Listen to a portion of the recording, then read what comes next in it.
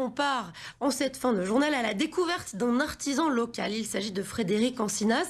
Il est potier depuis bientôt 30 ans dans son atelier Terre du Sud. Et chez lui, c'est une technique rare qu'il utilise, le tournage à la corde. Reportage au Pradet, tout de suite avec Charlotte Guerre. Il y a 30 ans, le père de Frédéric découvre le tournage à la corde. Il décide de monter cet atelier de poterie. Frédéric tombe amoureux du métier et de la technique qu'il n'a jamais quitté depuis. Alors là, je suis en train de mettre la corde autour de gabarits en bois, ce qui va permettre de faire la forme intérieure du pot.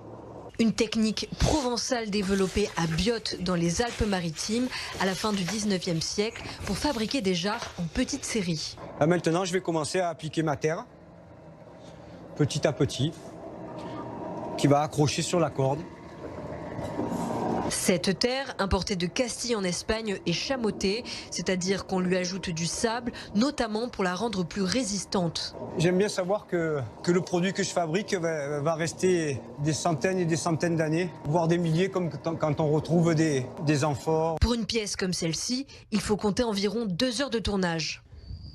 Donc voilà, maintenant, c'est l'endroit magique où ça sèche. Les jarres sèchent ici pendant 20 à 30 jours. Les cordes sont retirées, puis les pots sont estampillés. Voilà, et la signature. Dernière étape, le four, fabriqué par son père il y a 30 ans. Voilà, donc là, je vais allumer les brûleurs.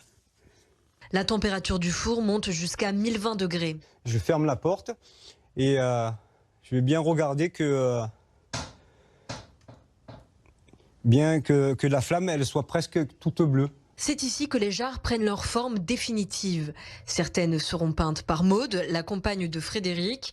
300 pièces en moyenne sortent de l'atelier tous les ans, livrées à des particuliers et des entreprises, mais également à des collectivités comme les villes de Toulon ou de Bandol.